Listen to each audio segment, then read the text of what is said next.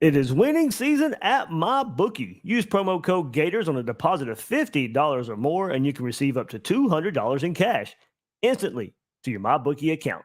Bet anything, anytime, anywhere with MyBookie. And Gators Breakdown is proud to partner with AG1, the daily foundational nutrition supplement that supports whole body health. Try AG1 and get a free 1-year supply of vitamin D and 5 free AG1 travel packs with your first purchase. Go to drinkag1.com/Gators for more. Gators Breakdown, because there's never a dull moment in Gator Nation. The Gators Breakdown podcast is ready to go. I am your host, David Waters. You can find me on social media at GatorDave_STC and at Gators Breakdown as well out there. Coming at you with a game day show not long after Florida goes down, gets pounded by Kentucky 33-14. Certainly didn't see myself saying that earlier this week, did I, after I picked Florida to win this game? But hey, Kentucky's better. I mean, I'll start there. And before we go much further and what we're going to do this episode and all that stuff first, I mean, Kentucky was better than Florida. That's all it was. I'll give them their credit there. They were ready to play. Florida was outmanned, outcoached, out-talented. Yes, out-talented. We can say that right now, or I'll say it. You may not agree with it, but that's where we're at right now. And of course, just not being able to kind of come off the momentum here from the Tennessee game. Of course, I've mentioned too many times of not necessarily being able to build. Sorry, trying to fix my chair there. There we go. Build momentum, and you get the big win over Tennessee, and then of course a couple weeks later, not being able to handle it versus Kentucky. So we'll get into it just a little bit. I am going to do it a little different this show since I am coming to you on a game day. Of course, the Gators Breakdown Plus Discord, Twitter, of course, social media, but going crazy. I am going to host a Gators Breakdown Plus chat that will be included in this episode. After I go through some things about the game, some of the key storylines, I'll flip it over to the Discord. It'll be live streamed here on this episode as well. And I'll see you guys in the chat. I'll try and jump into YouTube chat as well at some point there. But there's a lot to say. I wanted to do this after the big win versus Tennessee too, but it's a lot harder when I'm in Gainesville and it's a night game. Got to drive back to Jacksonville. And so it's a little harder. They're a little easier on the road game since I am at home. Look, I would have done this if Florida had won the game. I was planning on it, but unfortunately, a lot needs to be said, and it's not all pretty, of course, after the 33-14 defeat at the hands of the Kentucky Wildcats. So I know there's a lot of questions out there, a lot of opinions out there, and it's not pretty, but we'll get into it all anyway. Everybody hit that like button or subscribe to Gators Breakdown if you haven't done so yet right here on YouTube. But those likes go a long way. Comment, all that good stuff. If you're listening to the replay, watching the replay, leave the comments as well. I try to go back to them a little bit, but it's busy with the website, all that kind of stuff too. If you do want to read it, gatorsbreakdown.com as well. Billy Napier's post-game comments, I'll get into them right here on the episode as well. But Gators Breakdown Plus, the link is in the description. You can join the Discord. You can join the conversation that we got going on there. You'll be able to take part in chats as well that I'm going to do in this episode, but all that good stuff.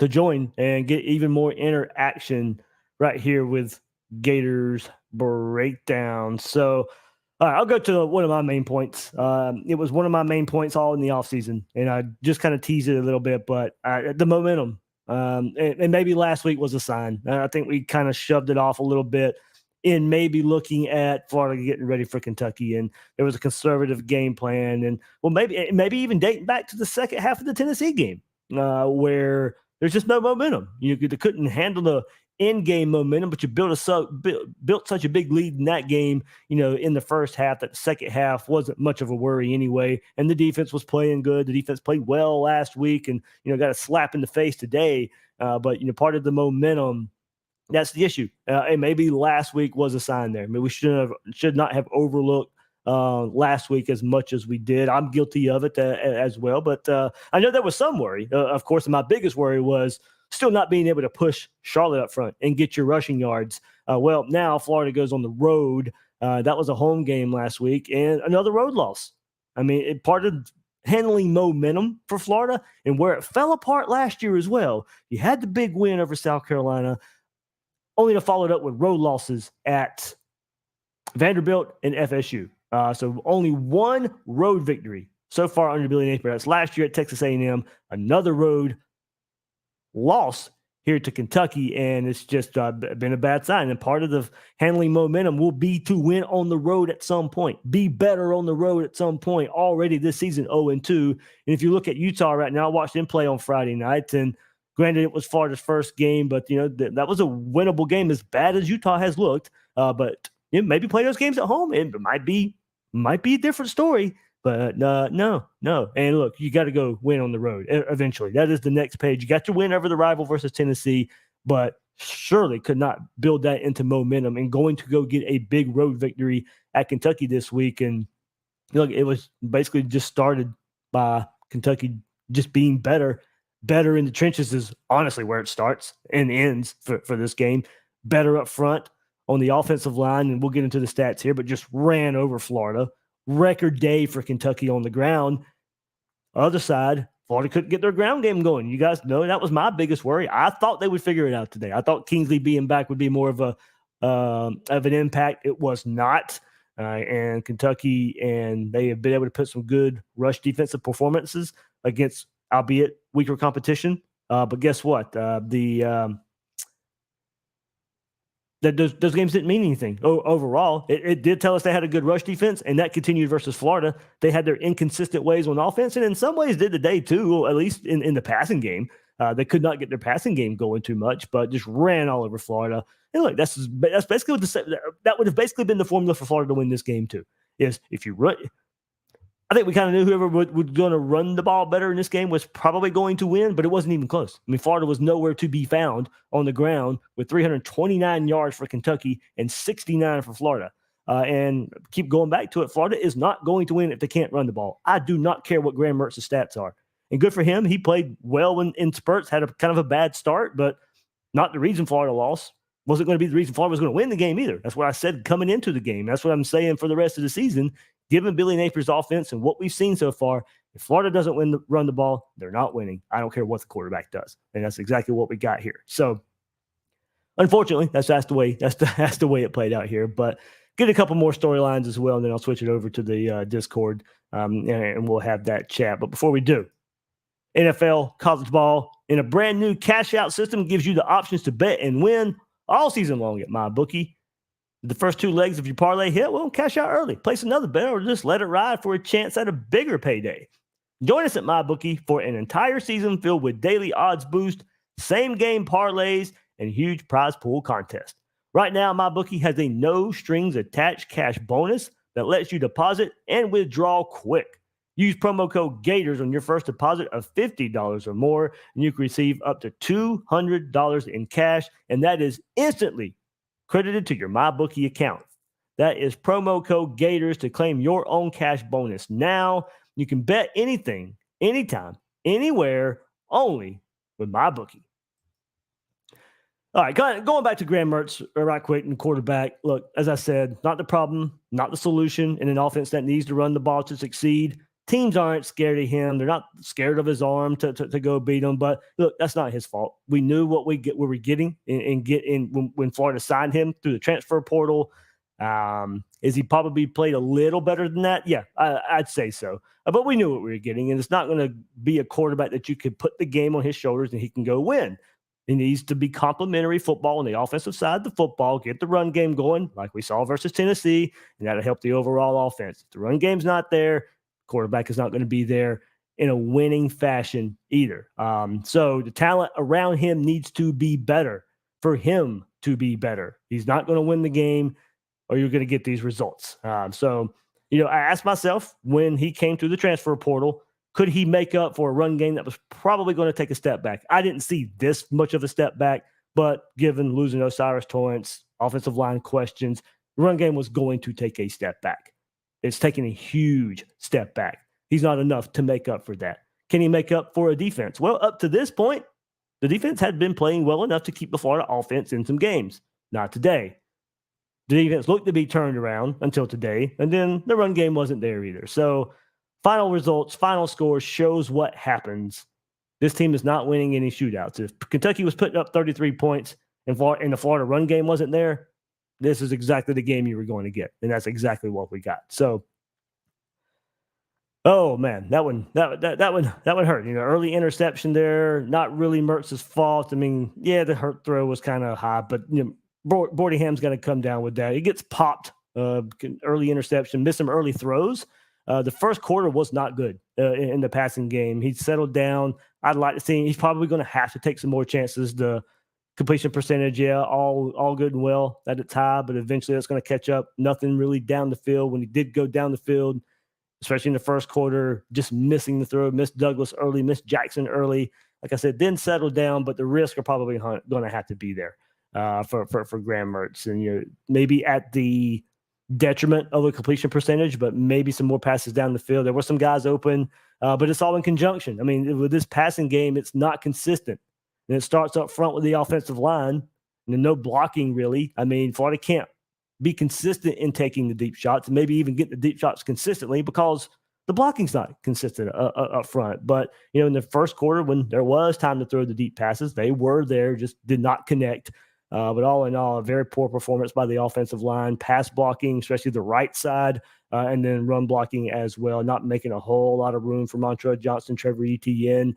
And you look at it, 3 touchdowns in the last 10 quarters for this Gator offense. And in the run game since the first half of the Tennessee game, which we can go back now and call a mirage. I'm fine with saying that. If you want to say that's an overreaction, maybe so. But I think we've seen enough dating back to Utah, second half versus Tennessee, Charlotte. I ain't counting McNeese. I'm sorry. And then come to today against Kentucky. That first half versus Tennessee was a mirage. That is not the offense we can expect. And I'm not sure how many more times we can expect that this year. Now, Kentucky, really good defense. I thought more success Florida would have along the offensive line with getting the guys back, but was not to be. It was not to be. Looking at some stats right here, 33-14 Kentucky, total rushing yards, 329 to 69. That led the way for 398 total yards for Kentucky, 313 for Florida. Average yards per rush, 9.1 yards a rush for Kentucky. 3 rushing touchdowns, of course. 9 of 20 in the passing game. Not much there. Florida 25-30. We'll get into that too in just a second. But 22 first downs for Kentucky compared to 15 for Florida. 11 rushing first downs for Kentucky, of course. It was just their run game just kind of completely taking over. Yards per play, 7.1 for Kentucky. The run game carried their offense. 36 rushes for Kentucky compared to 20 passes. Florida was about even, 29 rushes, 30 passes. And what did I say? Coming into the game? If Graham Mertz was going to be around 30 completions or 30 attempts, it wasn't going to look good for Florida. There he is right at 30. 25 for 30. But as I said, it doesn't matter. It does not equate. Does not equate. So another game with a quarterback around 30 attempts and another loss for a Billy Napier offense. Graham Mertz, 25 of 30, 244, 2 touchdowns, 1 pick. And here's the problem. You start looking right here at the receiving stats. When Montrell Johnson and Trevor Etienne are your leading receivers, that's an issue. Now, Etienne tied with Andy Jean, but Montrell Johnson with 6 catches, Trevor Etienne with 4 catches. So 10 of the 25 completions are to your running backs. That's what I mean by being a little more aggressive in the passing game, and maybe at the benefit or at the detriment of the completion percentage. The ball needs to go down the field. Johnson 6 of 22, so not a whole lot there. Etienne 4 of 38, and the miraculous right as Mertz is going down, get rid of Etienne to Etienne, and he takes a run after the catch there. Andy Jean, 4 for 33. Good to see the true freshman get involved. Ricky Pearsall with a touchdown, 3 for 62 for Ricky Pearsall. Jackson, 3 for 41. Boardingham, 2 of 7. Hayden Hanson with a touchdown from the tight end position today. His first touchdown of his career, so congrats to him. But in a losing effort. And then the rushing yardage, Montrell Johnson, 10 for 42, 4.2 yards a carry. Trevor Etienne, 11 for 29, 2.6 yards a carry. I mean, so I know there's the talk of Etienne need more carry, and he does. Hopefully that would have gotten in more of a groove. But I mean, would it have really mattered today? No, it would not have. I mean, this is a talent issue. This is a play calling issue. This is a preparation issue.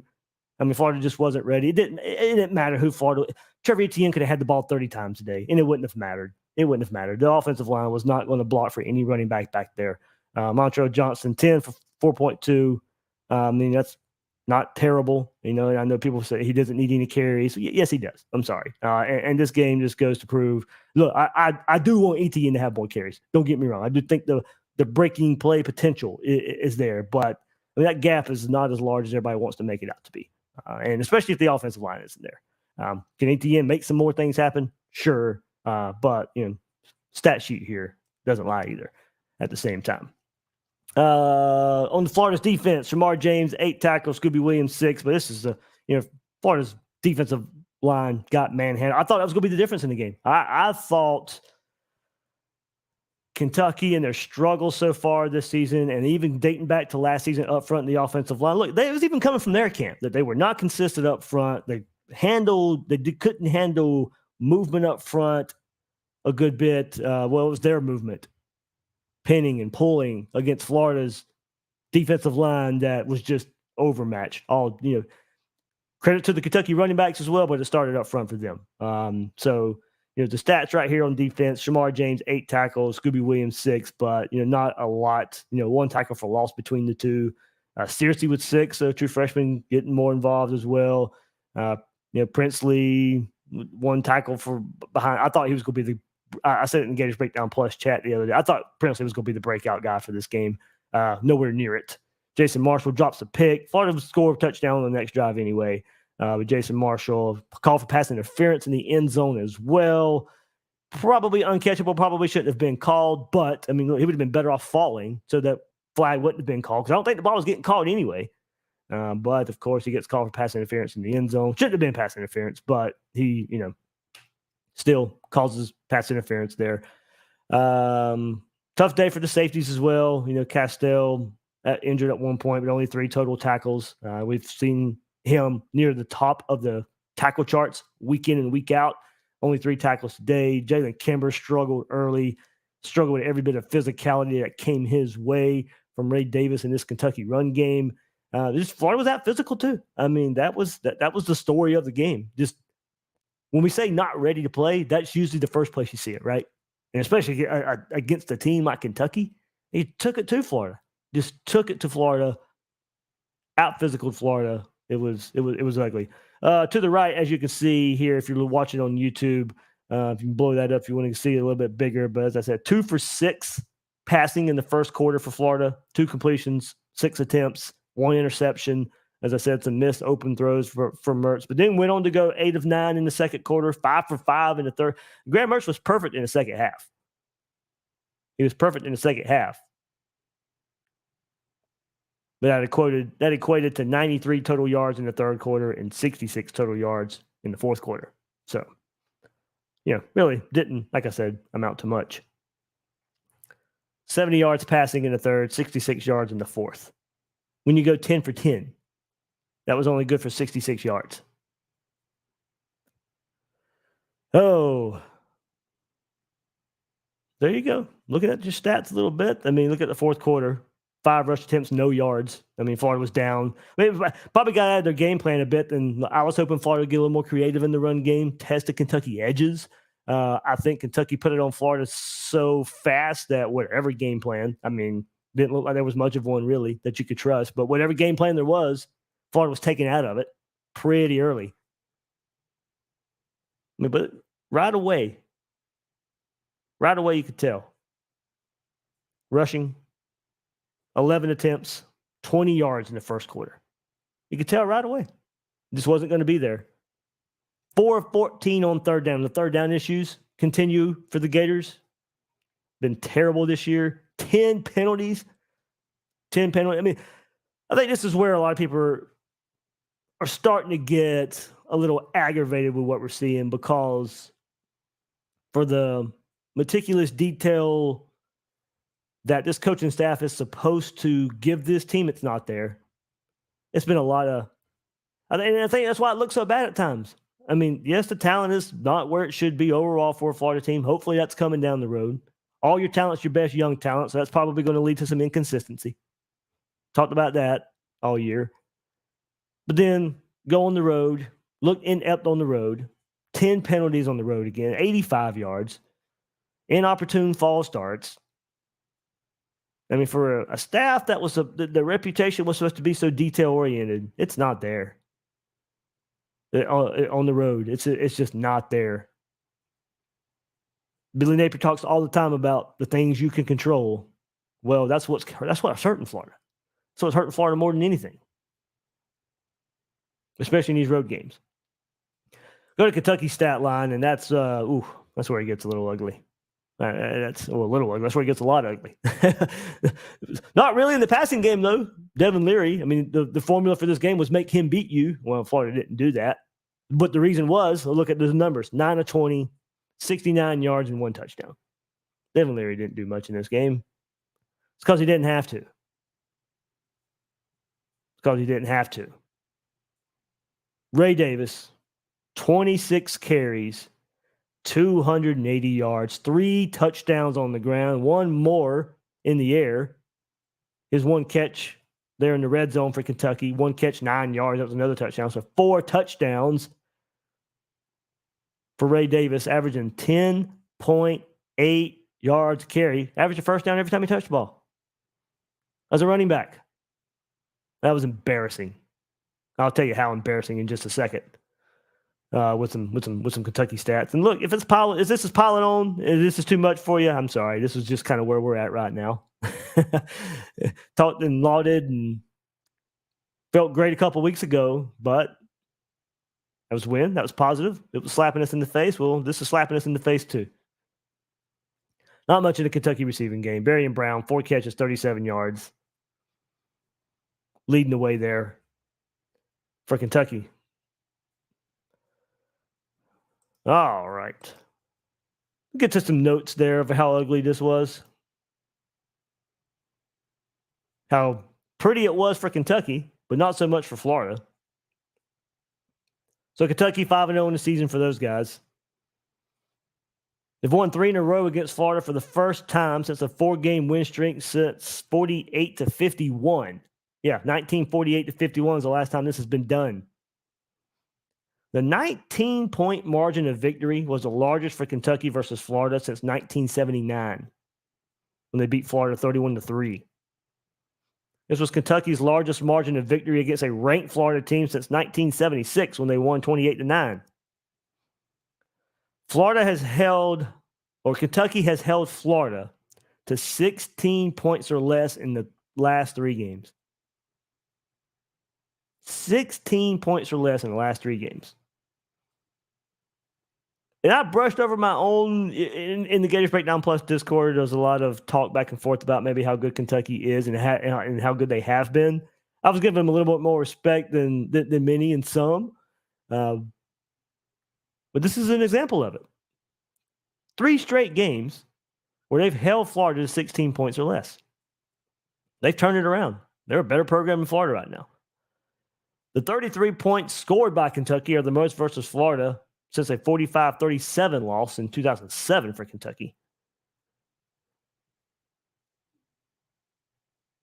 Kentucky defeated a ranked Florida team for the 3rd season in a row. As bad as the last 3 years, last 2 years have been, we'll see where this year goes. But Florida has been ranked when they play Kentucky, and Kentucky's beat them every time. And we certainly know the last 2 seasons did not end well where Florida's anywhere near a ranked team. So Florida gets kind of pumped up early in the season. 2 years ago, it was coming off of 2020, played Alabama really tough at home, and then you go on the road and lose to Kentucky. Last year, it was you had the big win versus Utah. Florida wasn't ranked. You were a ranked team after you beat Utah, and then Kentucky wins. So this time, you beat Tennessee a couple of weeks ago. You weren't ranked. You get ranked for beating Tennessee. And then Kentucky comes and does it again. Weird how that's worked out. With today's win, Kentucky claimed its 4th win over a ranked Gators team since 2018. First time in school history, Kentucky has defeated a ranked opponent in 4 years in a row. Florida being 3 of those. All right, any more notes that, Kentucky limited Florida to 69 yards of rushing. They've held their first 5 opponents of the season under 100 yards of rushing. So maybe should have put a little more stock in that coming into this game.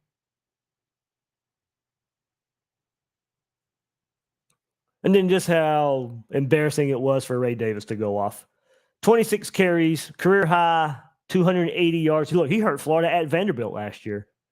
Send him to Kentucky with better talent around him, and I guess this is what we're going to get. Career high, 280 yards for Ray Davis. Career best 3 touchdowns. 280 yards for him was the 3rd most in a game in program history for Kentucky. 19 short of the school record.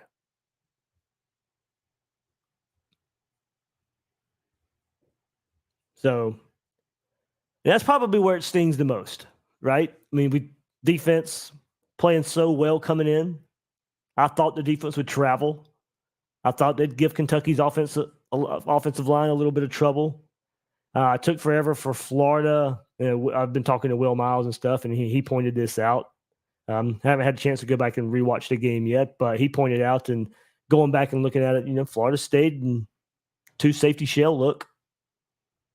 Didn't really stack the box. Continued to let Kentucky run all over them. I don't know how much of a difference it would have made anyway. I mean, they were on it this game.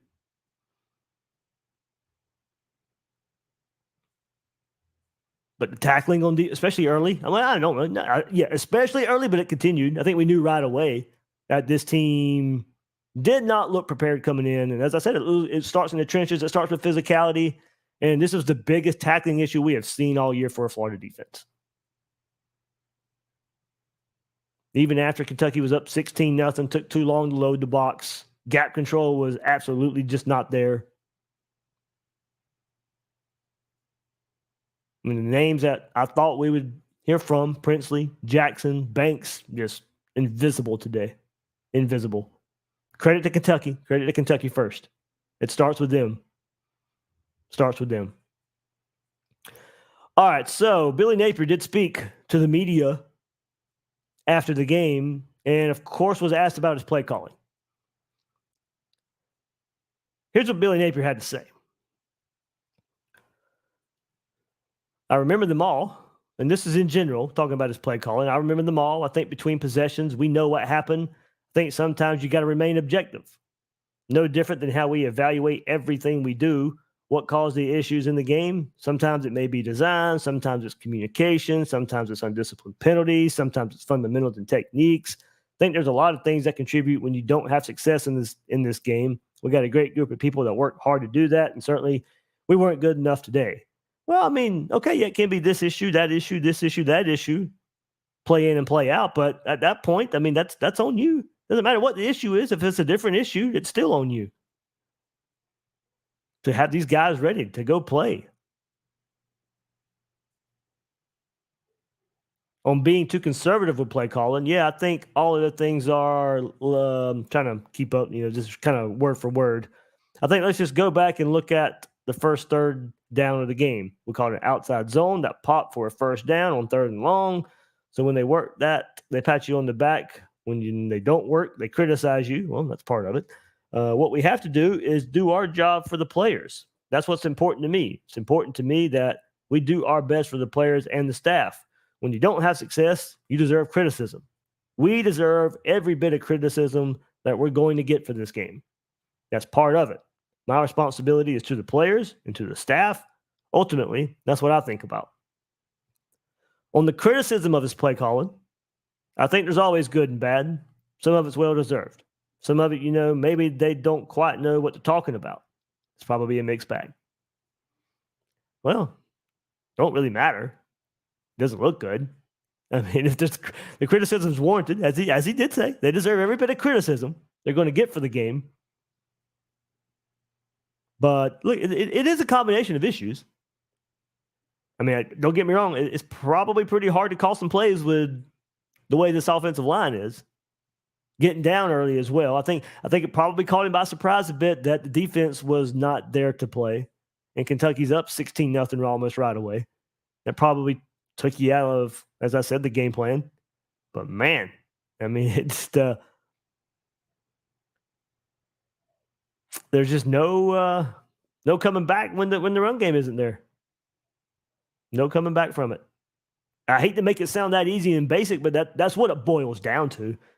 Does it get deeper than that? Sure. Like, why are the issues there? Okay, this offensive line isn't good. They're just not. The first half of the Tennessee game was a mirage. I don't think that's an overreaction. Hopefully they can, at some point this season, get in between what we saw today and against Utah and what we saw in the first half versus Tennessee. Hopefully they're somewhere in the middle. As evident, Kentucky was a good run defense coming in. Showed today that they are. Will Florida play another defensive front like that? Georgia, sure. LSU, maybe. Florida State, maybe. But right now where we're sitting, Kentucky's one of the best. Utah's one of the best. Georgia will be one of the best. I mean, this is not the last good defense they're going to play. So if you are somewhere in the middle of that, you got to show it. Back home next week versus Kentucky, you hope a much better performance, but I'm sure on the road was probably a part of it. Should it be? No. This thing about the playing on the road not being prepared, that's got to change. Because lately it hasn't mattered who you play. You go back to last year versus Vandy. That's where we'll go from that's where it started. It doesn't matter who you play. Team's not ready to go play on the road. All right, we'll get that chat on Discord going in just a second. I see a few guys waiting in there. I'll hop over in just a second. But Gators Breakdown is proud to partner with AG1, the daily foundational nutrition supplement that supports whole body health.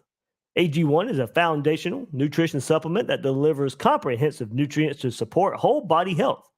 With 75 high-quality vitamins, minerals, and whole food sourced ingredients, it is formulated to support whole body health, raising the standard for quality in the supplement category.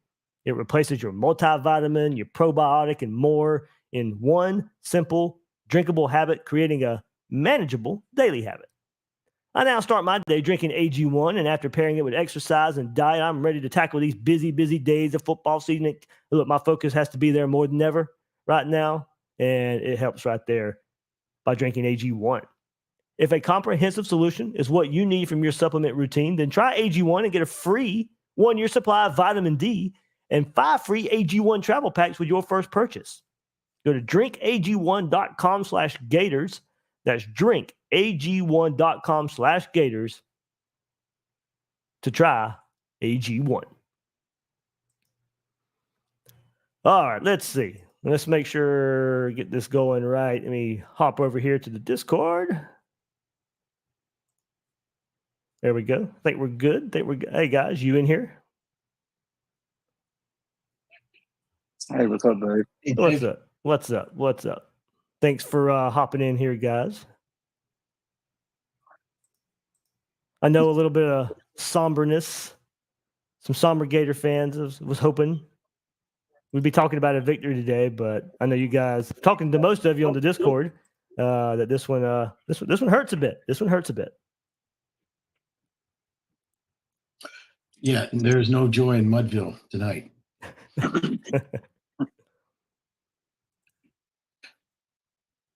I'm hurt that I'm not hurt more. Oh. I don't know. I would expect to lose Kentucky at this point. I don't know. Whatever.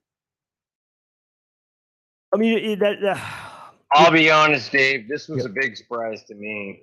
The fact that we didn't show up on either side of the line of scrimmage, tackling was so bad. We got completely embarrassed in every aspect of the game, and I think a lot of people are really going to be concerned going forward about this performance. And I'm not sure what we can do against Vandy to change any of that opinion going forward. This is a huge setback. I am very concerned going forward. Your thoughts? I get that. I absolutely do. I do not blame anybody for feeling that way. You go to and kind of just go back a little bit too, Corey, to,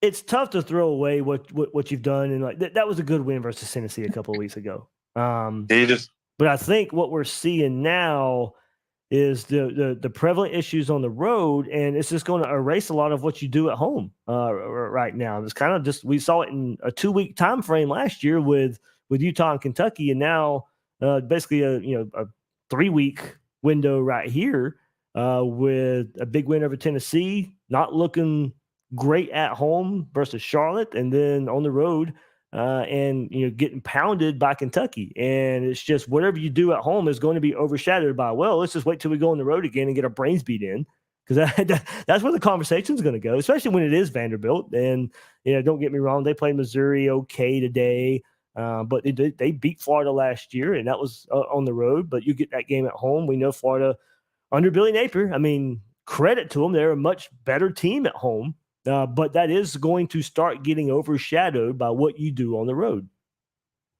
And the thing's going to be is, well, yeah, we beat Vanderbilt, but you know what? We got to go on the road versus South Carolina, and there's not going to be a lot of confidence in that.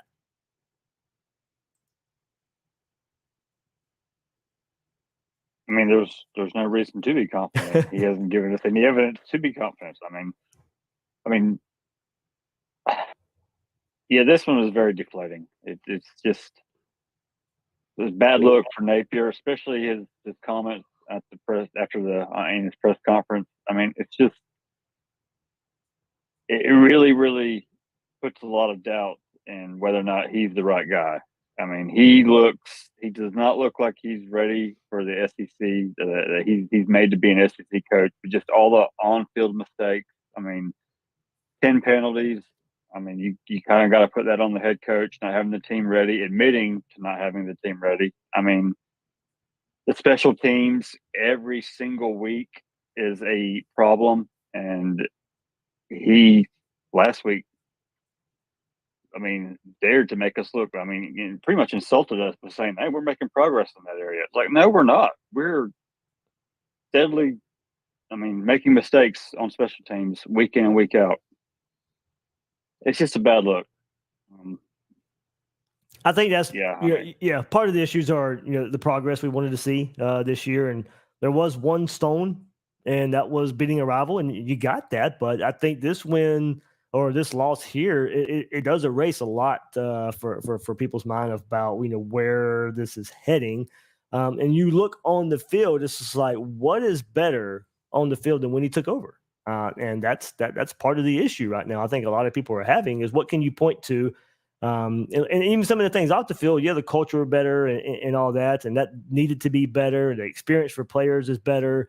But when is that going to equate to what we see on the field? Those things are great. They absolutely are great, and they are needed. I mean, that is building block number one. But eventually, if this is going to take off, that we have to see that on the field.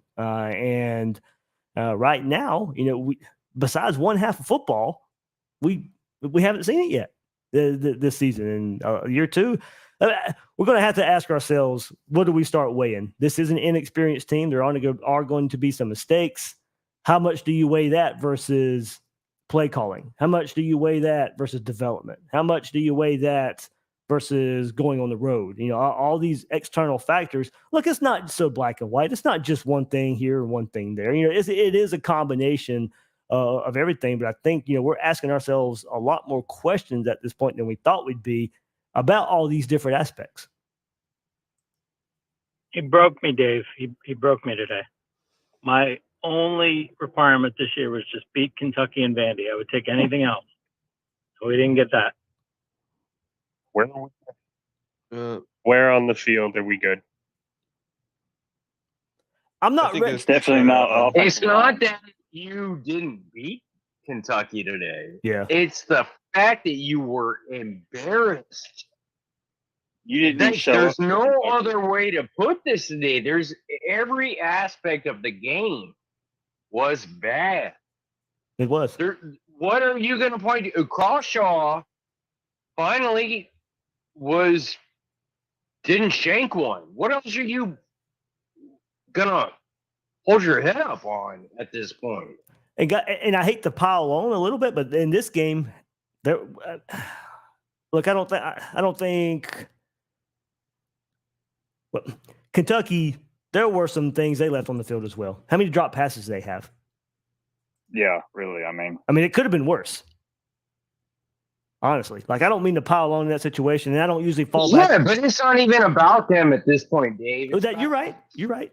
But I do. Here's the thing. I do want to give them their credit. There's too many times in this game I haven't given them their credit. And don't get me wrong. The last couple of years, there has been a lot of Florida shooting themselves in the foot. That's been part of it. They beat the crap out of Florida today. yeah, they punched us in the mouth and we didn't get back up. I think I speak for everybody, man. It's been a decade of bad football. It's getting really old watching it, man. Like we wait too long for this, and this is what we get every year. It just gets real frustrating. No, it's real sad, honestly.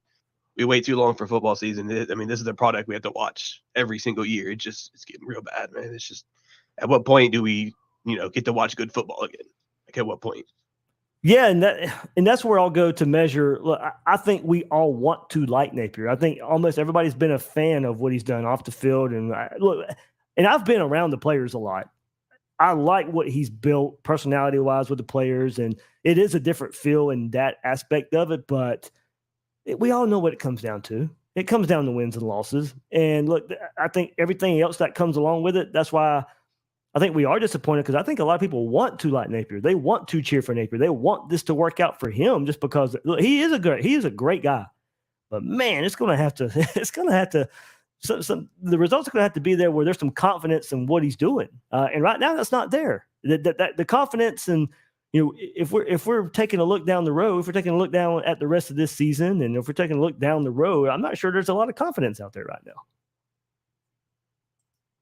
History will show you that good coaches make incredible jumps in year two, even if it's not, national championship or any sort of championship caliber. You see a huge difference, a huge jump, year one to year two. We have not seen that. I mean, the offensive line, and this is my biggest gripe with Napier. I mean, because I'm like you, we all want to like him. We're all tired of hiring coaches and going through this. I mean, but he planted his flag in the very beginning with his scheme and his two offensive line coaches, and our biggest and weakest spot on the team is offensive line. I mean, it is embarrassing how bad they are playing. And to have two coaches designated to that position with all the mistakes we have, I mean, you can get into play calling, but I mean, we could use that coach as a special teams coordinator just right now. I mean, with all the mistakes we made right there. I mean, that's just one phase of the game that we could clean up. I mean, we don't give them one of those touchdowns if we don't make that mistake on the punt return or the personal foul, whatever it was, and then gave them the ball back, and they score the very next play. Yeah, it was once again. Yeah, Dijon. Yeah, with the special, the jumping on the pile on the pile. So, and granted, this way, that by itself would not have been bad if we didn't have all the other special team issues that we've had week in and week out. Like I would have forgiven that in that situation if it was by itself, because he's a true freshman. That mistake's probably going to happen at some point. But when you pair it with what we've seen on special teams last season and this season, you don't get the benefit of the doubt. Yeah, I mean, Georgia muffed the punt today. They don't have a special teams coach. Like their fans could be just as mad, except the thing is they're not in these high leverage situations where they're screwing up all the time because they have strength in other areas. Like this special team burns us so much because we need a good special teams to win. They don't. Yeah, we know the margin. We've talked about margin for error a lot right there on the Discord chat. It's not there. There's not a margin for error. It's very, very thin for this team. And for special teams to week in and week out be an issue for games that we know are going to be close. I mean, heck, this one wasn't even close, but if maybe it would have been a little closer had you been able to field that punt and have good field position, and maybe you put a score on early in the game. But Florida just continues to shoot themselves in the foot with special teams. that play blew that game open and made it pretty much unrecoverable. I mean, that made it a very three-score good play. game. I mean, it was pretty much over after that. Napier trying to go for 2 on the second touchdown. What Yeah. what the hell was that? So, like, nobody wants to talk about like the missed tackles like early on. Like it I just brought it kept up. piling on. Where's all those missed tackles coming from all of a sudden when they seemed like a short tackling team and like And I wanted to go there earlier. I'm not ready to throw away this defense by any means. I'm still high on the defense. Hopefully today was just a bad game, bad matchup. Hopefully, I don't think they're going to be that bad all year. So I'm not ready to hang that side of the ball out to dry yet. I still those believe guys were there. running into our defenders, Dave. Do what? You don't tackle a guy who's running into you. Like, come on. Well, Like, yeah. Don't get me wrong. I'm it not wasn't excusing even today. open field tackles for the most part. Like, I mean, there were open field missed tackles, but there are a lot of missed tackles. Like close together. It blew my mind. I did not expect that in the very lightest. No, I agree. I mean, probably the most disappointing aspect to me was the defense. I'm not excusing what they did today. I'm just saying since we're looking forward a little bit, maybe where this thing is going to go. I'm not ready to throw away the defense yet. I think the defense is still going to keep Florida in a whole bunch of ball games this year. We better toughen up. Our entire team looks soft. I get that, but how do you explain it? Oh, I can't explain it. Dave? I can't. Besides Kentucky just whooping us. I mean, that's the best explanation of it. No, it's not about them. It's us. At some point, you got to line up against somebody else too. Our D line was invisible again. I don't know that we thought that was our strength, and I'm really confused about that. Yes, exactly. I mean, if you're being honest about it, the best offensive player on the field for either team was Ray Davis, and the best defensive player was Deion Walker. So, we keep thinking we have such a better roster than Kentucky, but the truth is it's pretty close. It is. That's the problem. Yep. Yeah, I just feel like the one thing we thought we had with this team was a deep D line, and they just got manhandled by Kentucky all day. So now it's like, what? Now what? You know what I mean? Now it's just see, that's a good point. It wasn't even Kentucky working Florida and then piling up the yards in the second half because you had probably worn down the Florida defense. It was from the get-go. It was first play. Yeah, it was from the get-go when you were fresh. You had your best players out there. And look, how many times we talked about it as this game was happening in the early stages of bad starts. For whatever reason, this team also, that's another MO of this team are the slow starts. But this one piled on. So the slow starts on the road are going to be scary. I'm afraid. I'm afraid of that. As we saw versus Tennessee, slow starts when you're at home is a whole lot easier to deal with. But if this slow start is going to continue being issues as well, man, it looks like it gets multiplied when Florida's on the road. I kind of wonder what made us all think that a system guy like Billy Napier, who is so set on organization, infrastructure, detail, would be a good play caller. Because I think all of us can sit here and say today, like, there were elementary things that we could have done on offense. Where was a middle screen? If the D-line is blowing your offensive lineman up, how about throw a middle screen? How about throw a wide receiver screen? And we weren't even seeing those elementary things that you could do to back the defense up. That's the most frustrating part for me, is that Billy Napier cannot adjust. And we're talking about adjusting on a level that high school coaches can adjust. If the defensive line is killing your offensive line, we'll make some calls to get the defensive line to back off. And that's easily done with some screens. And there wasn't a single screen done, not a wide receiver screen, not even a jet sweep, nothing on the edges. Where was all that we saw as far as like, and I don't know what happened to Trey today. I thought he was starting, but I didn't see him much of him. Maybe he got injured early on. His number, bro. Yeah, I think I'm going to assume he just wasn't healthy. They put him out there. Maybe it was a gamesmanship for Kentucky to maybe plan for him and him not play. Gotcha. But that's what I'm going to assume. I thought he was going to play. I even asked around people who were a little closer than I am to it, thought he was going to play as well. So But it makes sense that a system guy like Billy can't adjust because he can't get away from his systems. Without an offensive coordinator, at least a pass play offensive coordinator to co-coordinate, because Billy can draw up some running plays. Yeah, that's my But worry. what you can't do. Time to call Joe Brady, huh? I mean, that's my worry, guys. I mean, if you can't Joe Brady to the rescue. If he can't run, it's not there, and there's no adjustment to it. How many times did Pearsall go in motion and then just They stand get a there, not fucking even run a route? rotation at running back too. Like That's another question I have. Where's ETN? That's another way that we could. I don't think that would have made problem is we finally have to I don't think that would have made a break difference this today. thing down and start. I think it over. would have made a Obviously, difference with Scott ETN, and Strickland here's why. It's the Your problem. defensive line, No, we're your getting defensive done. line We're is going. blowing Okay, up your hold on, offensive hold on. line. We got way too many people talking Sorry. over each other. Your defensive line is blowing up your offensive line. MJ is a great running back, but he's a power guy who wants to go through the gaps. ETN can take a step and make you miss. So if the defensive line is killing your offensive line, you got to put a guy behind the ball that can actually make somebody miss. So while that may be seen as nitpicking, okay, but I brought this up earlier, so you guys probably missed it. But what's the stat sheet say today? ETN, 438, I guess, for ETN. ETN had one more carry and 2 less yards per carry almost. Yeah, I mean, 4 or 5 more carries for ETN is not going to make up the 30 points we just got beat by, or the 22 points, whatever it was. I mean, Johnson was 10 carries, 42 yards. ETN was 11 carries, 29 yards. Those guys I'm not saying it would have made it. Yeah, those guys play football too. They're not just going to let ETN run all over them all day. Yeah.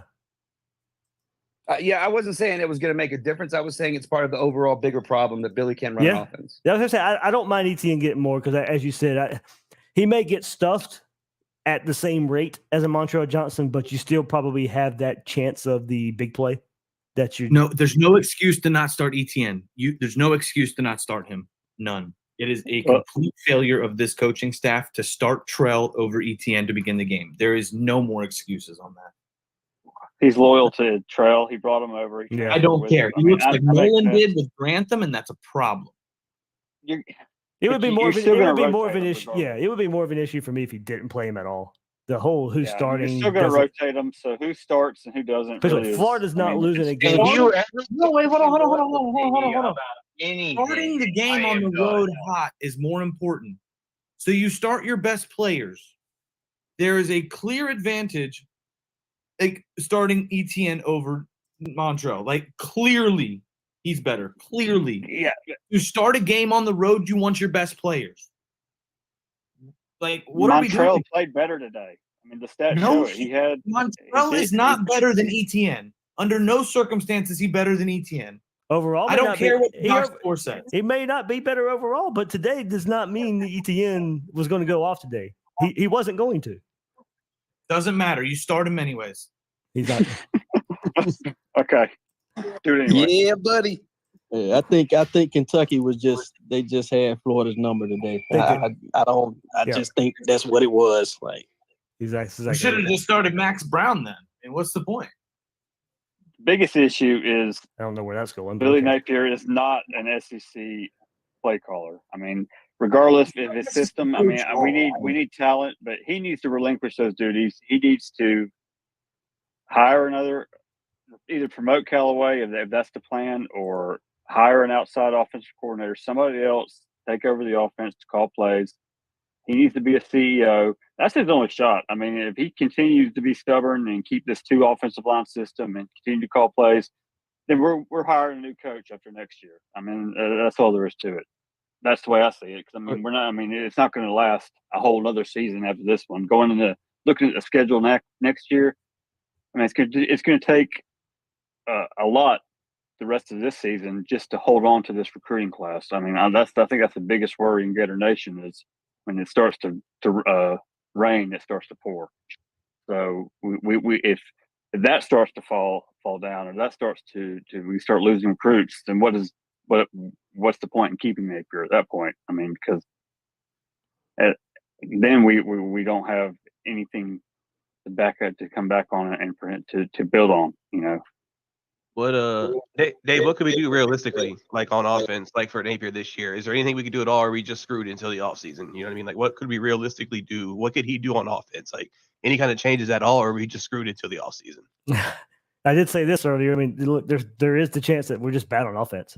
I mean, that's very possible. You know, the play calls, the talent, the personnel. I mean, granted, look, I do agree. Overall, I do think ETN needs more carries. Yes, I don't still think that's not the reason for a loss today. It's not big picture. Yes, absolutely. Getting more carries, build a game plan around him having more carries. I think that's probably deeper. That's probably where I would start. Build a game plan where you're getting the ball in his hands a bit more. Hopefully Wilson comes back soon. I do think he's a difference maker. I think a lot of it is getting your best guys back. And like I said today, I do think Florida got down so fast that I think whatever game plan there was, it went out the window. And so, Dave, there was no offensive line today, bro. Right, and that's hard. No. If the offensive, this way, I will say it. Going off that, if the offensive line doesn't get better, I don't care what you're doing. Two coaches. During the game today, Tate Casey. Hey, I'm going to get. Go ahead. Hey, Bull. Yeah, never mind. I wanted to get you in here. Yeah. When Tate Casey was watching the game, one of his big comments was, this was right during halftime, he said, as I watch the two lines of scrimmage, the Gators versus Kentucky, it's so clear that Kentucky wants this game so much more than the Florida lines. And I don't mean just the OL. I'm talking about the DL too. Mm-hmm. And he said that, to me, is the difference in the game. He says there's no way that their DL should be pushing back our OL like they are, and vice versa.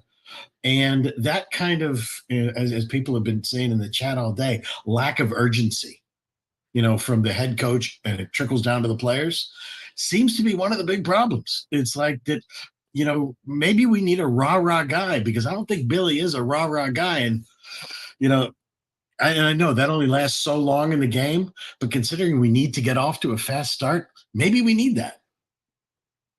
Well, we had 13 players on the field, and we still couldn't get a push. Yep, that's true. Crazy, man. We look like a JV squad against varsity. I mean, it's really hard to fathom right now, honestly. We are broken. We are a completely broken program, and I don't know how we turn this around. Like we're nitpicking on all this little stuff, and our program's been fucked forever, and everybody wants to tiptoe around the real fucking issue here. Watch the language. Watch the language. Language. All right, I'm sorry, but I don't know if this is being recorded. But yes. One of the things that we're going to have hope is what's going to happen in 2000 or signing day, early signing day. If we get these kids in, and it's not going to be immediate, but that's hope. But as somebody pointed out today, nobody signed any letters of intent yet. So if that falls, okay. Here we go, Bull. I'm excited. You're still skirting the issue. Yeah, I'm excited for this recruiting class. I hope it stays intact. That is a sign of hope. But here's the thing: what are we talking about? Our biggest issue right now is offensive line, and that recruiting is not there. So we're just going to be having much more of the same. It can get better, but if the offensive line is not there for what the offense Billy Napier wants to run, it's going to continue to look like this. We're going to continue seeing the same issues over and over again. And look, we saw it last year. We got our preview. Osiris Torrance didn't play versus LSU. Thankfully, you had Anthony Richardson to bail you out, but the run game wasn't there. And as much as we wanted to throw away the bowl game performance last year, that was another precursor of what we were about to get this year, because besides one half of football, and I ain't counting McNeese, that's exactly what the offensive line has looked like. It's exactly what it looked like without Osiris Torrance last year, and we're slapping us in the face right now. We're gonna hit the portal. And you're right. There you go, boy. That's the only thing you can do is hit the portal hard on offensive line. But look, I love who Florida has brought in the transfer portal. It has made big differences. We need more of them. That's been my complaint with the transfer portal. We just need more of them. If you want to see any kind of turnaround, if you want to see a deeper offensive line, there was a chance. There was a chance there this past portal class. You went and got Mazuka. It hasn't really paid off to the degree I thought it would. Hudson hasn't. George hasn't. I mean, I think the one guy that I think when we look at offensive line himself. and I look at transfers, most of them have been pretty good, but the offensive linemen aren't paying off in this second year. Well, there was the one fellow who left because of his mother's health. It was probably the highest rated of all of them. Yeah, but he wasn't ready either. Maybe down the road. No, my point with the recruits was that somebody asked, Ocho seems to what do think we have? What do we have waiting for us with this crew? And I said, the only thing we have, because he's kind of failed on most of the levels, is what's going to happen in 2024 with the recruiting. Otherwise, like I think it was JP that said, show me where he's been a good CEO. So people who don't want to be the offensive coordinator anymore, show me where he's been a good CEO. And only these recruits, none of whom have signed on the dotted line yet. Well, that was my biggest thing, because he wasn't a CEO at Louisiana because he plays there. He just seems too stubborn to let it go, and then say that he does let it go next year. Does he still have his hand in the pot? You have to assume he does. Well, here's another thing. Here's another thing. He's on his going into his third recruiting class. You've built the team in your image of what you want to do so far. So if you go get an OC, are you getting somebody who is very similar to you, or are you going out there and getting somebody else who's just going to change what you've tried to build your team towards? Now, don't get me wrong. We've said it over and over again. A good OC can come in and make the best of what he can with what you have. But if we're talking OC, where does Napier go? Because I have a hard time believing he's going to go out and get somebody he doesn't already kind of know. Yeah, you can't get somebody to come in and call his plays. I think he pulls a Dabo. And is that good enough? No, that's not. That's the problem. I think that's part of the problem is his system is so heavy run oriented that it is. It's your downfall. Like we got down 2 scores and we were in panic mode and we couldn't do anything. It's just no. We need a more balanced attack. Something that I don't know. Yeah, if he gives up play calling, he has to give it up completely. Yeah, I just don't think that's. I'm not betting on it, but I think he reminds me of what Dabo is doing with Riley at Clemson. That's why people were bringing up Coach Callaway, who had a very run-heavy offense at Georgia Southern. But once again, we're talking about a lower level, stepping up to the SEC. You can hope that it would be better because some of these play calls I can't figure. But as Ocho pointed out today, it's not going to matter if you don't have the players. And which is no, Callaway was at Samford. He had a big passing offense. Samford, my bad. I thought so. Yeah, but it was passing offense. It was 400 yards of passing offense per game. Yeah, but his offense isn't going to matter. Mertz can't read a field. He can't find open receivers, and when he does, he overthrows them. Oh, my bad. Yeah, I was not talking about this year. I'm just talking period. Until you have a quarterback who can make throws, that offense is irrelevant. Like Mertz looks at wide open receivers and doesn't throw them. He looks like Zach Wilson and Justin Fields out there, like just so bad. Like it's so bad. I'm not sure what the fixation is on play calling. We gave up 200 yards to a running back in the first half. We turned the ball over early. We made really, really game-changing, impactful penalties. Like, sure, you can. We discussed maybe that. The play calling wasn't perfect, but it seems to me like that's like 3rd or 4th on the list as far as why we lost this game. Oh yeah, we discussed those other. Oh, Swag, I don't know when you hopped in. We discussed some of those earlier. But I think this is going to be, probably because it's a continued issue. I think that's why it's going to continue to be brought up even more. And of course, offense gets the love and the hate more so than defense most of the time. I just don't think it allows him to step back though and be more CEO, take care of other issues, game planning on field, not having enough players on special teams. You already need a special teams coach. Well, we're going to find these 2 extra coaches. Well, it lets him pay more attention to that. I would think he could spend more time worrying about that other than worrying about the next possession for the offense. He's the offensive coordinator. He's calling plays. A lot of times when the defense is out there, when the special teams is going out there, he's over there talking to the quarterback, getting ready for the next time they go out. If he has less time doing that, then he has more time to devote. At least that's the hope. That he has more time to devote in other areas of the game. That's the hope, anyway. Yeah.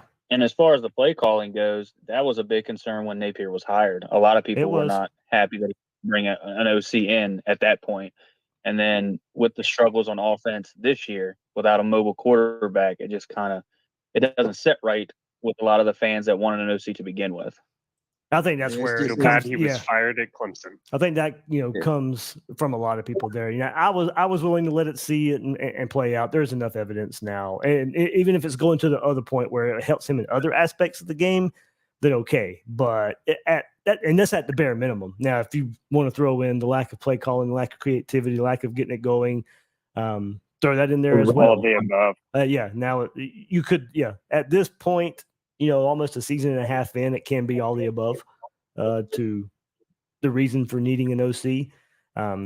As I said, right now, I think this offensive line is at a point now to where I'm not so sure how much it improves. Could it improve? Sure. How much? I don't think the ceiling is, very, very, very high. It could be better. Sure. I'm not saying it can't be. To be fair, Mertz was a lot more of the issue than the play calls today, for sure. And the offensive line. I mean, how many times did Mertz just completely miss receivers today? And that causes the offensive Only line 5 to block more. Like, I don't know how we can ignore this. Him missing his reads and holding on to the ball forever. At what point are you do we need to blame him instead of the offensive line? I mean, how long are you to pass for? That's part of it. That's what I'm saying. When you go and just look at the stats and his numbers, it does go deeper than that. There are times when he definitely is missing his reads. He's not getting rid of the ball. A lot of grief, and he holds onto the ball forever. There were a lot of times where, the one obvious one, right, where the guy's wide open in the middle of the field, literally square in the middle of the face for a first down, and he doesn't see the read. It's going to happen time to time, but you see that so many times where there's guys wide open down the field. He's just completely missing them. His hot read right in front of him. Right in front of him. Hey, look, guys, when it looks as bad as it did today, it's not just one thing.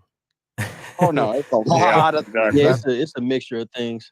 Because, I know we like our guys. I know we like Ricky, but he's not scaring people. We don't have wide receivers that are scaring defenses in the SEC, honestly. We don't have cornerbacks who can tackle.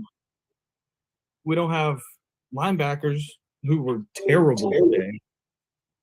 Our linebackers that brings up the point, too, that our two most impactful offensive players are underutilized. Well, one was hurt today, so you can't really use that, but the other one is underutilized as well. He doesn't even get the start. So that's another whole issue right there. I wonder if this coaching staff game planned all week to have Trey Wilson here and then had to scramble and figure it out day of the game without him. Well, supposedly I read somewhere that he wanted to play and Napier made the decision not to play him. Yep. Napier or the medical staff? It really looked like it. Because I will say, he prepared all week to have him and made the call today to not. And that because the offense did look different on their first drive against Tennessee. That's the offense that I would say could work in the SEC. But hey, like I said, we don't know if that was a mirage or not. Armani, if we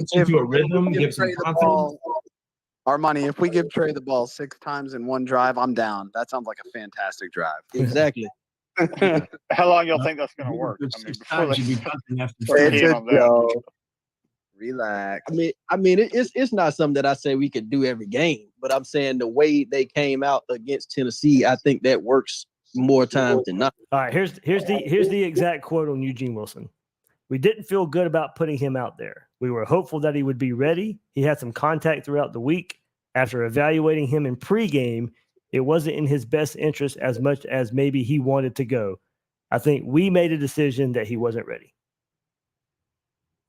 Did they just pull a Kyle Pitts and Dan Mullen?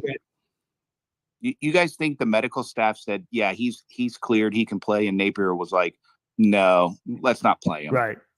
No, I don't think that at all. Exactly. Yeah, I don't think that. I think it may have been a pain tolerance thing. That would be a bit of a reach. And look, what player doesn't want to play? Yeah. I mean, Travis Hunter for Colorado wants to play right now. But how do you not even put him on the injury report as questionable? Like I said, they put him through it this week. Like I said, I think they wanted to try it and see how far he could get, but ultimately, it doesn't look like far enough. There's so many reasons he might not have been able to play today, so it's hard to speculate. But yeah, I mean, I think obviously they were hoping he was going to be out there today. Coaching could have had a setback yesterday. Exactly. Like instead of making things simple, they just want to like overcomplicate every aspect of football. I mean, anybody have any good reason why Montrell is starting over Etienne for real though? Oh, a good reason? No, Anybody? I don't have. No, It's I don't have a good entirely reason. possible Like that I said, Etienne wants Montrell to start over him. What? Okay, explain. I like it.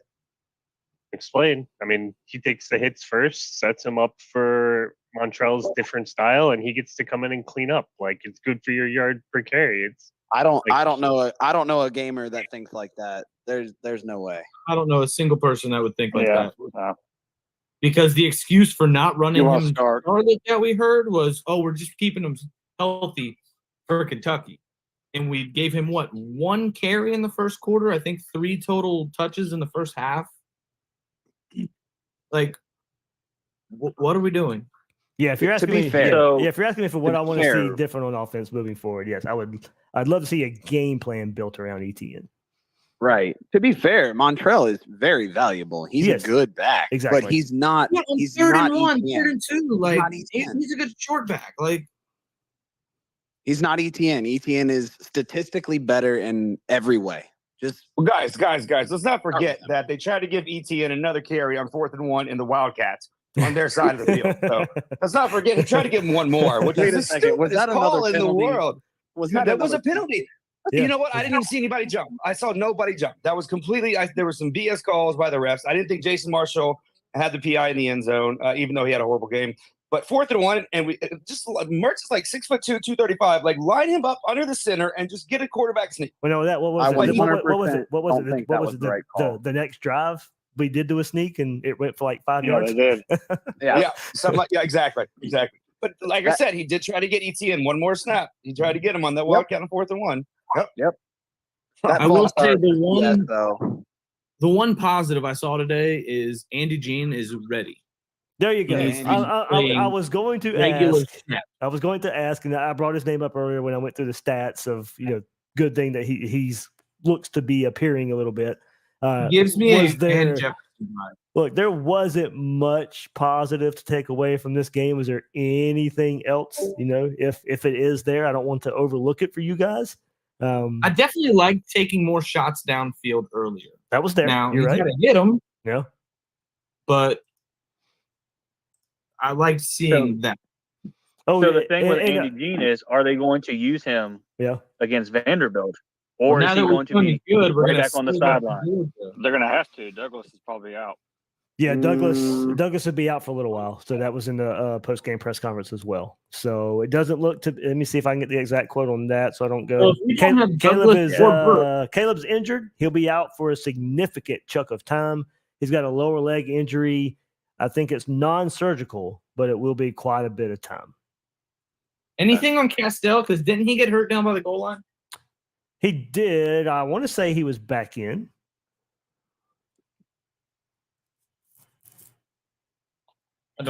Correct me if I'm wrong on that, if anybody remembers. So, Dave, here's another question I have. And maybe I just don't pay attention to other teams when I watch, like their substitutions and things. But why do we rotate so many DBs? Why can't we put our best 2 out there and leave them out there? I think we're still trying to find our best 2, honestly. We rotate so many people. And I get it on the D line. They're big boys. They need oxygen. But like when I'm watching football and I'm looking out there and I see Kimber the first 2 drives and he struggles. And then they bring, Moore in. And I know Moore, I don't know if he got hurt on that blocked extra point when he got ran down by our kicker, by Kentucky's kicker. But then all of a sudden, like the next drive, boom, Kimber's right back out there. And it's like, well, it could have been they wanted to start Kimber. He was struggling because he struggled mightily early. So they pulled him. Oh, absolutely. So they pulled him. Kimber jumped on a pile of people that wasn't even the running back. Dude, Like, that was so what are ugly. you doing? That was so ugly. It's One- missed the good old days one when you just line other- up on 4th and 1 and get it every time. You just knew you're going to get it. We just can't do that anymore. It's bad. One positive for you, Dave, is 9 for 20 for 69 yards. That's Leary's passing stats on the day. Yeah. You would have told me those stats this Meaningless morning. I stats. told you we would have won by 30. Yes, they had 69 passing yards, and we got demolished. Guys, that's the crazy thing. And I that's talked about it gross. all week as a joke. It's like, well, okay, Florida's defense has been bad, but they've played good against Kentucky. We finally have a good defense, and then they play bad versus Kentucky. And it's not even the quarterback. I thought the days of making running backs look like Barry Sanders were over. I guess not. I mean, go back to Levis, and now Leary. Kentucky has not had good quarterback play versus Florida in this 3-game winning streak, and yet they have 3 wins. They're about to start a 40-year winning streak against us. It's mind blowing. Don't you dare say that. Don't. We're just not a good football team right now. We have a losing Haven't streak been in to the past 2 Vanderbilt years, and 3 years. Kentucky right now. Oof. Well, that was It'll be fine that was once we true. hire Stu. That was true once Kentucky. Well, that was true once Vanderbilt beat us last year. So nothing's changed in that regard. Ugh. Castell's last recorded stat was in the early second quarter. So I do not know if he came back. So I think it looked like his arm. Yeah. It looked like a broken arm, but pending injury. But it definitely looked like he hurt himself. I might could go try and find a late defensive That's play. going to be a big loss. And see if he was in. Because I remember seeing Moten a lot after that. And granted, Moten made some decent tackles. I mean, he was okay. But we also can't forget that Kentucky dropped a lot of passes. And we probably lose this game way more if they learn how to catch. I brought that up too earlier. Yep, that was one break that Florida caught. Unfortunately, all our issues, or a lot of our issues, are issues we shouldn't see in year 2. I mean, it's. We finally got a block kick today. There you We go. lost by 19. There's another positive. Yeah, but a I lot mean, of the issues that we 13 had people last on a year. play they scored a touchdown is nuts.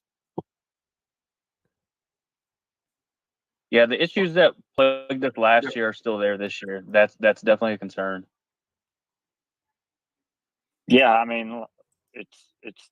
You look at history. I mean, you look in the past. Year 2 usually kind of tells you how good your coaching is. I mean, and in this day and age with the transfer portal, there's really no excuse. I mean, you need to rebuild your roster. You can do it. I mean, so for our offensive line to be this bad, I mean, I know we talked about earlier. He had chances to go get more guys, and he brought in Mazuka, and that was it. But he brought in George.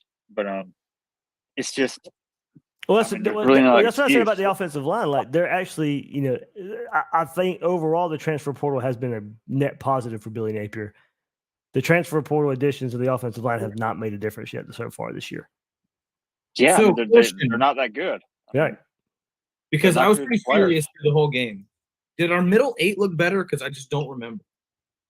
I mean, yeah, we scored a touchdown and then we stopped them after the half. Yeah. Middle 8 was better. All right, I found 3 No, positives. I don't think. Yeah, I don't think we stopped them after the half. I think they on that. scored. Yeah, scored so after the half. So Florida's last offensive drive at the first half was a touchdown, and that drive started with 2:49 left, and in the first half, and then third quarter start. Yeah, Kentucky scored on their first drive. We tied. So Tied the middle 8. Tied the boys. middle 8.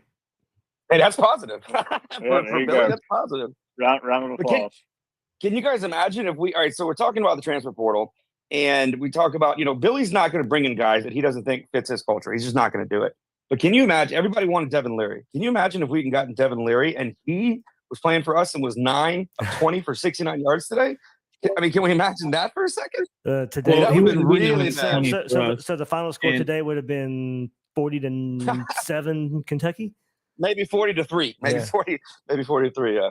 Yeah, but Yeah, you can argue Leary opens up our playbook more because he probably makes some of these reads and hits these open receivers. Hey, which So- which one's better? 9 of 20 for 69 or 25 of 30 for 244? They're not inclusive. You can't compare the two. Yeah. When you win 33 to 14 or whatever it is, the 9 of 20 is better. But Well, that, I that's think a Leary really had good very point, little though. Because I know for a fact Leary hits Jackson on that 4th down play. And that's what I was going to say. Like, Mertz is definitely missing, and it's been said in here all night. Mertz is just missing his reads, and I can't understand if he's got happy feet, if he's just not seeing it. But all of us have seen and the throws, like the throw to yeah, he's way over through Jackson. He's the check down king. When he It's not gets even out that. of The the throw pocket, to- he doesn't look downfield, and the few times he does, he doesn't connect very well. So throw to Arliss, that was an interception. Is supposed to be a lower throw to protect your guy. He sailed. Agreed, but Arliss has to catch that. He has to catch that. Sailed it. Arliss plays Even if he scared. catches it and gets smacked, I mean, three guys are right there. Scared. What are we doing? It was high. It was high, but he has to catch that. All right, so He overthrew maybe Douglas similar. on the first play. Yep. Like he had a lot of high throws. He only completed. He had 5 percentage thing is such a fraudulent stat to look at because His so average many depth of of these target is like throws 5 yards. are like Well, at- I think a part of that too is like they just got punched in the mouth, right? They're trying to recover, and then your OC is not calling plays to gain confidence with your quarterback. So you're not giving him easy throws, right? Because that's what you should be doing is you should be giving him easy throws to build his confidence so that he can calm down, not throw it high to board it. Like that's what should have happened. And instead they just fed him to the wolves and he, running his butt off out there, not knowing what to do. And I agree, Miss Jackson missed a ton of reads. And I don't like Palmer calling the games either because when Ricky got the deep shots, it wasn't the defender that knocked the ball out. Ricky caught the ball and the ground popped it out. But according to Palmer, it was the defender. But no, but again, that goes back to like it can all lead back to somebody who knows how to run an offense because if the offensive line is not playing well, there's things you can do to neutralize that. If your quarterback is too high strung at the moment, you got to calm him down. There's things you can do to neutralize that. None of that is being done. Well, this And goes that back to what I matters. said earlier, though. This goes back to what I said earlier. They prepared all week to have Trey in the game. And when they didn't have him, they scrambled and they fumbled the bag and they just didn't know what to do. The play thought that was a calls really were good point. all over the place. They were all over the place. There was no rhythm to any play call in that first quarter. Like nothing. Well, I go back to it, guys. I mean, there is a possibility that this is just not a good offense. Which is a poor excuse because it's year 2. You've had 2 years of transfer portals. I mean, if it's talent that you need, you've had chances to get talent. If we keep on waiting and banking on the And let's be 24 honest, class. most of these guys are his guys. Yeah, I mean, And you know what? That's You're good. banking And on that's this good. That's 24 that's class. good and bad at the same time because a lot of the good we are seeing are, his guys. To your point, but at the same though. time, you could have, you could have been more. Look, I've always said he should have been more aggressive in the portal. I've stood by that. But do I'm you not think? seeing a real desirable offense. But it's the thing. That's what I was right about. now. That's what I was about to say. Do you think the explosive type of guys who we would think that we would want to come play in this offense? Yeah, I mean, I can't see it. Well, we're about to mean, get Which I don't get because his offenses at Louisiana were not what we're seeing here. But he was at Louisiana Yeah. playing against think, Sun Belt defenses. I think AR was able to mask so much of our offensive line last year that Billy thought that we actually might have a decent O-line. And then this year we're seeing they are not decent at all. And we just did not kill it in the portal like we should have. Hopefully next year he actually gets O-linemen in the portal, like actually puts an emphasis on that. I don't know. AR masked a lot of our bad offensive line last year, and it's kind of obvious now. But Yeah, but again, and I'm probably in the minority here, but I'm not putting that much of our problems all on the offensive line because they're being forced to block longer than they should because we have a quarterback who can't make reads. They're not run blocking either, though. I mean, Right. they're not blocking anybody. I mean, they're not. I'm only talking to the It's- passing game. Well, the offense, they got to do both. I mean, they're not doing anything. The offensive line is terrible. It is a huge part of the problem. Well, And if but they don't Napier work, even then said the it. run game doesn't Yeah, and Napier said after the game today, that's part of it. Like with the way he wants to play his game, that's been part of the issue. I'm trying to find where what he said. Yeah, here he goes. On the biggest concern about the game, physicality, yeah. We got beaten around here. I don't know that we've been beat up like that. We got to take ownership of that. Much like I said before, give some credit to Kentucky. That's exactly what I told the team. I said, look, they beat us. You have to look in the mirror. We had our opportunities out there today. That's what I would say. Sometimes you come in here and it feel like you went toe-to-toe. You played a brand of football you want to play, and maybe execution was the issue. They got after us, both lines of scrimmage. Again, I respect it. We've done it to other people, and I think anybody that knows me, that's going to be the most disappointing thing about the game. He wants to lean on an offensive line, and when he can't, I mean, he pointed two coaches to it. Yeah, yep. When you put that much resources into it, it has to be better than what we're seeing. Yeah, it is the focus of your offense. Yeah, and if it's not good on the field, at least recruit well. But like, you can't do that either. So I did go back and look. I do see Castell on the field in the fourth quarter, so he did come back. Oh, that's great news. Yep. So didn't record any stats after the second quarter, but he was on the field. So overall, I think the fact that nobody could remember that he was in the second half is probably not a good sign, though. Or a good. If you're playing a passing team, I guess that's a good sign because he wasn't getting picked on or getting thrown over or anything. But as you said, for him, we usually notice it because he's in a lot of plays. Kentucky was in cruise control after that first touchdown. Every game, I feel like we have this. You got to look in the mirror. Second half of Tennessee, look in the mirror. Charlotte, look in the mirror. Utah, look in the mirror. Like, why? Trickle down effect starts with the head coach. I didn't think we'd be in the checked out. Like, I'm already checked out on the season. Like, I'm still gonna watch every week, but it just kind of checked out. Like, our expectation wise, kind of looking forward to the offseason already. I did not think it'd be this early. I really didn't, but I guess it is what it is. And we are so like, oh my god, we have our hands tied behind our back with this buyout contract. It's nuts. I don't really. I do not chat. want to get into a fire talk or anything like that. That's just, it's not happening right now. There's just Not happening. so. He's going to get a chance to hire to fix his staff next year. Maybe, hopefully, he hires an OC, changes the offensive line, thing, do whatever. He'll get a chance. It's off season gonna be massive for him. We're gonna see what he's made of. So The rest of the season is still massive for him. He can't lay an egg. Yes, right. I don't think he's going to have a choice. There's a lot of games that like worry me now. Missouri on the road worries me. South Carolina on the road worries me. Like Every That should all worry. all the games at home worry me. LSU on the road, like Jesus. I mean, we've looked like this for 3.5 of our 5 games, and so I mean, this is who we are. So I asked in the main chat, out of all the coaches in the SEC, how do you rank Billy? 1 through what? We have 14 teams.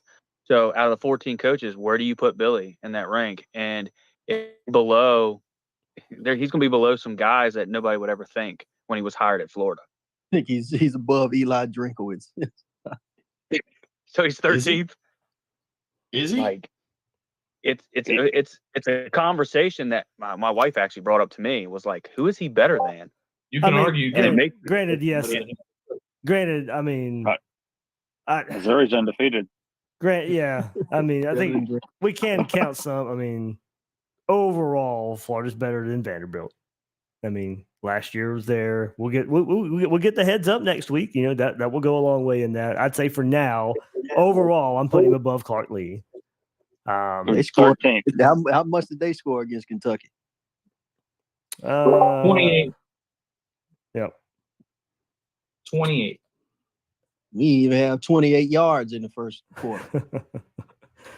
So is Napier in the bottom third of coaching in the SEC? Oh yes. Yeah. The battle for the worst coach will go down next Saturday. Loser gets the title. I mean, for right now, where it stands, and we're going by results, yeah. That doesn't mean he has to stay there. I mean, but if we're going to count results and what we've seen so far, yes, he's in the bottom third. The last 3 games away from the swamp are 87-28. That's a huge problem. The last win on the And I road think was the a thing with- 5-win Texas A&M team. Who was missing like 15 people. And I feel like with Napier being where he's at, ranked wise in the coaching in the SEC, with what he's been given at Florida, I think that makes it worse in my mind. Yeah. You could take the question one step further.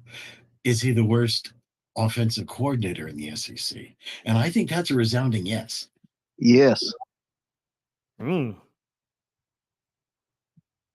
Because let's put it like this, and I don't like to try to match people, but did you guys see the way Auburn looked against Georgia today? Yeah. Like this is year I one. know, but I also saw. Really bad I last also, year against Texas A&M. I also saw the way Auburn looked last week versus Texas A&M in the 200 yards. What I'm saying Auburn is did the same thing we did. You got to against come to Tennessee, play. but They just had Georgia. Yeah, you got to come to play. Like at some point, You got to learn to play on the road. Well, I mean, to expand the question even bigger, is the SEC even the best conference this year? Yes. I don't know. Pac-12's the pretty damn Pac-12 strong. is looking legit. I mean, USC didn't play any defense today, but the Pac-12 is looking legit this year. Yeah, USC never does, but yeah, I mean, the Pac-12 has some teams, man. They have Washington, they have Washington State. Heck, I mean, there is a they possibility went out here. behind You know, there is a possibility here. I mean, they could be pretty equal. You know, I know we want to say who's better, but yeah, right. We always do. I mean, everything. I was just tossing it out there. Yeah. No, I mean, if somebody made you choose, I mean, if you say the Pac-12, I can't fight you on it. I still say SEC, but I think there's at least an argument for the Pac-12 actually showing up this year. Yeah, right. It depends. It's certainly a lot closer than it has been. Agreed. No doubt about that. I'm very interested in Washington. They're going to the Big Ten, correct? Yeah, with Oregon. I'm very interested to see how Kalen DeBoer does in the Big Ten because he's won everywhere he's been. At Fresno, he's winning at Washington. Arguably, they might be the best team in the country. I'm interested to see how he handles the Big Ten because I think there will be teams, bigger schools, coming to call for him in a couple years, if not at the end of this year. Maybe we can get their OC. I'm pretty sure that the LSU and Ole Miss game right now, which is a 35-34, that's combined points more than we've scored in the last 3 games. I think you're trying to make a point here. Georgia looks beatable. Maybe Kentucky will do it. That is an interesting game next week. Yeah, Georgia looks more beatable than playing a team like Kentucky than they have been in the past. Like I always question. Where is it at? I always question. I think it's in Athens. I think. No shot. But I always ask. I don't think Kentucky's and gonna beat that kind of goes to my point about Napier too. When we start looking at the future, and I have had this question the whole time, and Kentucky's a good example of that. Kentucky known for that physical brand of football. Can you beat Georgia in that physical brand of football? I don't think you can. So that's been my biggest worry for this offense and the way it's built is I just don't look at the offenses that has beat Georgia recently since they got this thing going. It's been your Joe Burrows, it's been your Kyle Trask, it's been your Mac Jones style of offense, your style of quarterbacks that can go and pick a Georgia defense apart. You're not running on them. Teams aren't running on them to beat Georgia. It's getting a quarterback that can take advantage of them. So that's my biggest detractor of this offense, big picture wise. Now, I think if you wanted to build it and get to a point to where maybe then you can branch out at some point. But that physical brand of football, and look, maybe since Georgia's fallen back to earth, I think a little bit this year. I think Kentucky's a good barometer of I think a pretty good rushing attack versus that Georgia defense. But when Saban changed his philosophy of, lining up, playing great defense and running the ball down your throat to on offense, spreading it out and throwing it all over the field, that should have told the country something, in my opinion. You got to be able to throw the football. Yeah, I mean, that is the modern age of football, being able to throw the ball downfield. Yeah, Auburn had the quarterback run today. They Yeah. gave Georgia some problems. Yeah, but it wasn't sustainable. I mean, at the end, they needed to be able to complete some passes. Yeah, they had to throw it. I don't know. I agree with the whole fact that the running quarterback for Auburn gave Georgia just a lot of trouble. I would have kept with him a little bit longer. Yeah, he was a real problem, and it wasn't like the score was so one sided that they needed to pass. I think I would have stuck with him a little bit longer, see what he could have done, because he definitely was. They did throw it. Their receivers dropped some big passes at the end of the game that would have kept them in it. Yeah, that's true. All right, guys. I think I will call it here. Thanks for hopping on, doing a little bit different this week. Hopefully next time we get to do this, it'll be after a Gator victory, and we're not so negative. It's warranted. I'm not saying it's not. But I would love to do this again when we have a much better result to talk about. But maybe we should have started doing this when we won. Yeah, because I wanted to do it after. Maybe it's a bad streak. Yeah, I wanted to do it with Tennessee, but like I said, that being a night game and not getting back till 2:00 in the morning, that would have been really, really difficult. Yeah, that'd have been difficult to do. So. I don't want to start a bad streak. But all right. Thanks, Dave. All right, guys. Yeah. Thanks for everybody hopping on, everybody in the YouTube chat. Thanks for also catching this live. Everybody in the Discord, thank you so much for hopping on, being part of Gators Breakdown Plus. Guys, if you're not Gators Breakdown Plus members, we do chats like that once a week, maybe twice a week right there. But you guys can join. Link is in the description. It's just some of the conversation. I know it wasn't pretty today, but it's not always like that. It usually ebbs and flows and goes with the tide. But hopefully, like I said, next time it'll be a lot more positivity to get going there. So 33-14 Florida over Kentucky. Hey, kind of like a radio show here, I guess. You get your little summary and then you get to hear from some other people out there. But it's what we do it there on Gators Breakdown Plus. Everybody on, like I said, on YouTube. Thanks for hopping on this college football Saturday. Go enjoy some other games and all that good stuff. But I am David Waters, host of Gators Breakdown. You can follow me on social media at GatorDave_SEC, at Gators Breakdown. Guys and girls out there, thank you for joining me on this episode of Gators Breakdown.